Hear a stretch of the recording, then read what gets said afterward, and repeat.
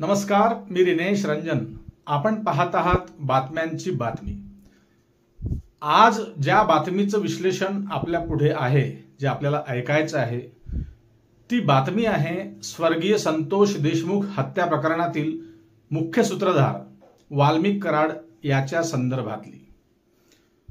मित्रहो, आज 8 महिने उलटून गेले, परंतु ज्या वेगाने हा तपास किंवा या संदर्भातील न्यायालयीन सुनावणी ज्या वेगाने व्हायला पाहिजे होती, तसा वेग या खटल्याला अजूनही आला नाही. काही 1-2 तारखांमध्ये तर जेव्हा तारखा पडल्या तेव्हा उज्ज्वल निकम साहेब स्वतःच अनुपस्थित होते.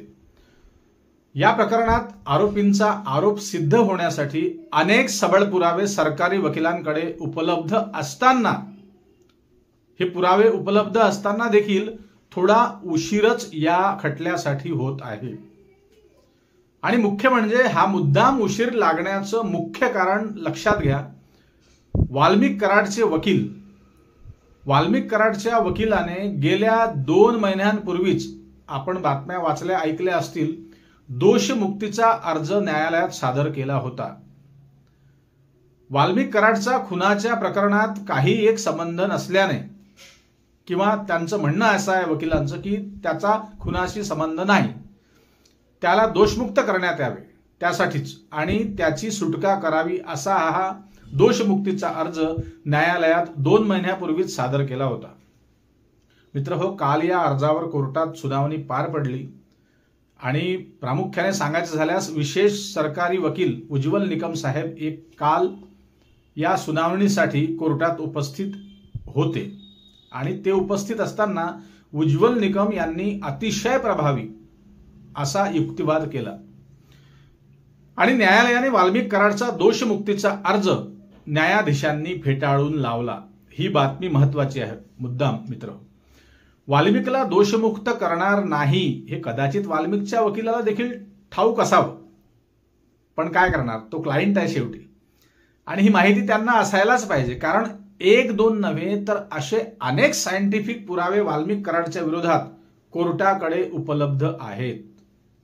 कारण ज्या दिवशी दिनांक 9 डिसेंबरला स्वर्गीय संतोष देशमुखांची हत्या झाली, त्या दिवशी जेव्हा संतोष देशमुखांचं अपहरण करून दुपारच्या वेळी 12-12:30च्या सुमारास काळ्या रंगाच्या स्कॉर्पिओ गाडीमध्ये संतोष देशमुखांना घेऊन सुदर्शन घुले आणि त्याचे इतर सहकारी असे एकूण 6 जण त्यावेळी होते.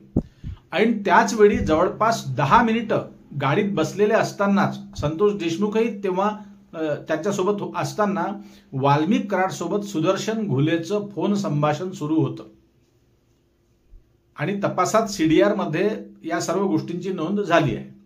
त्यामुळे आयताच पुरावा आहे तो. त्यामुळे अप्रत्यक्षपणे वाल्मिक कराड हा प्रत्यक्ष खुनात सहभागी नसला तरी त्याचा तो सूत्रधार होता हे सिद्ध होत आहे. आणि तो खुनाच्या गुन्ह्यात सहभागी आहे हे न्यायालयाला सिद्ध झालं. आणि त्यापूर्वी खंडणीसाठी 14 जून 2024 या दिवशी धनंजय मुंडे यांच्या परळी येथील बंगल्यात झालेल्या मीटिंगचा खुलासा हा आमदार सुरेश धस यांनी आधीच केला होता, आपण ऐकलं असेल. त्या माहितीच्या आधारावर खंडणीच्या गुन्ह्यात वाल्मिक कराड आणि विष्णू चाटे हे दोघेही समाविष्ट आहेत हे सिद्ध होते. आणि खंडणीमुळेच ही हत्या झाली हे देखील स्पष्टपणे सिद्ध होत आहे. त्यामुळे वाल्मिक कराड आणि विष्णू चाटे हे दोघेही या दोन्ही गुन्ह्यात आता पुरते अडकलेले आहेत. परंतु या पलीकडे देखील या प्रकरणात एक महत्वाची गोष्ट लक्षात घ्या. ती गोष्ट अजूनपर्यंत पुढे आली नाही किंवा त्या दिशेने आज तागायत तपास पोहोचला नाही. कारण 14 जून 2024ला आवादा कंपनीच्या अधिकाऱ्यांसोबत खंडणीचा शुल्क ठरवण्यासाठी जी मीटिंग झाली होती, ती मीटिंग धनंजय मुंडे यांच्या परळी येथील बंगल्यावर झाली. या मीटिंगमध्ये खुद्द धनंजय मुंडे मीटिंगमध्ये सहभागी होते का नाही ही बाब अजूनपर्यंत स्पष्ट झाली नाही. त्याचं कारण काय, तर तिथपर्यंत तपास अजूनही पोहोचला नाही.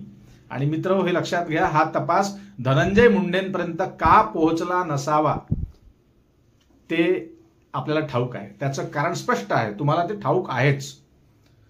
आणि पुन्हा मित्र हो, 19 जूनला 14 जून नंतर 19 जूनला आवादा कंपनीच्या अधिकाऱ्यांसोबत तत्कालीन कृषी मंत्री धनंजय मुंडे यांच्या मुंबई येथील सरकारी निवासात अर्थात सातपुडा बंगल्यावर पुन्हा खंडणीची रक्कम कमी करण्यासाठी मीटिंग झाली, असा दावा सुरेश धस यांनी काही दिवसांपूर्वीच केला होता, काही महिन्यांपूर्वी हे प्रकरण सुरू असतानाच. तेव्हा मुंबईला झालेल्या मीटिंगमध्ये खंडणीची रक्कम 3 करोड जी ठरली होती आधी परळीच्या मीटिंगमध्ये, ती 1 करोड त्यातले कमी करून 2 करोड करण्यात आली, असं सुरेश धस यांनी माध्यमांपुढे स्पष्ट सांगितलं होतं. परंतु ही सत्यता जाणून घेण्यासाठी धनंजय मुंडेंपर्यंत अजूनपर्यंत तपास का गेला नाही, हा फार मोठा सवाल आहे. आणि याचं कारण मित्रांनो स्पष्ट आहे. सरकारच्या दबाव तंत्रामुळे कदाचित हा तपास थांबला आहे. तो पूर्ण शेवटपर्यंत थांबलाच राहील का हे आपल्याला बघायचं आहे. धनंजय मुंडेंना वाचवण्यासाठी हा प्रयत्न सुरू आहे का, तर बिलकुल तो हाच प्रयत्न असायला पाहिजे. आता पुढील सुनावणी ही 4 ऑगस्ट रोजी होणार आहे. आता पुढील सुनावणीत नेमकं काय होणार याकडे सर्वांचं लक्ष लागलं आहे. वाल्मिक कराडच्या व्यतिरिक्त उर्वरित 6 जणांना फाशी होणं हे अटळ आहे, हे लक्षात घ्या. कारण त्यांनी स्वतःचे पुरावे स्वतःच व्हिडिओच्या माध्यमातून तयार करून ठेवले होते. कारण त्यांचा जो एक मोकारपंथी नावाचा एक व्हॉट्सअप ग्रुप होता, त्यावरती त्यांनी ते व्हिडिओ स्वतःच बनवले त्या हत्येचे आणि स्वतःच त्यांनी ते पोस्ट केले, अपलोड केले. कारण ही जरब बसावी त्या एरियातल्या लोकांना, बीड परिसरात, की आम्ही असं कुणाचं करू शकतो हे त्यांना दाखवायचं होतं. परंतु वाल्मिक कराड आणि विष्णू चाटे या दोघांना नेमकी शिक्षा काय होणार याकडे देखील सर्वांचं लक्ष लागलं आहे मित्र. तपास जर का नीटपणे पुढे गेला तर या दोघांना देखील फाशी होऊ शकते. फाशीशिवाय दुसरी शिक्षा नाही. परंतु तपास योग्य दिशेने पुढे गेला नाही तर जन्मठेप ही निश्चितच होऊ शकते. फाशी किंवा जन्मठेप हे लक्षात घ्या. शेवटी संतोष देशमुखांच्या कुटुंबाला योग्य तो न्याय मिळायला पाहिजे हीच आपल्या सर्वांची सदिच्छा आहे. कारण आता 8-9 महिने या प्रकरणाला होत आहे मित्र. अतिशय निर्घृणपणे ही हत्या झाली होती. आपल्याला मित्र याबद्दल काय वाटतं ते कमेंट बॉक्समध्ये नक्की लिहा. पुन्हा जाता जाता एक नम्र विनंती, चॅनलवर आपल्या नवीन असाल तर सबस्क्राईब करा आणि जास्तीत जास्त लोकांपर्यंत हा व्हिडिओ शेअर करा, लाईक करायला विसरू नका. आपल्या रिनेश रंजन चॅनलवर आता 50,000 सबस्क्रायबर्सचा टप्पा पूर्ण झाला आहे. आपलं अभिनंदन आणि विशेष आभार. मित्रहो, पुन्हा भेटू नवीन विषयावर बोलण्यासाठी नव्या दिवशी नव्या दमानं. तोपर्यंत नमस्कार. जय हिंद, जय महाराष्ट्र.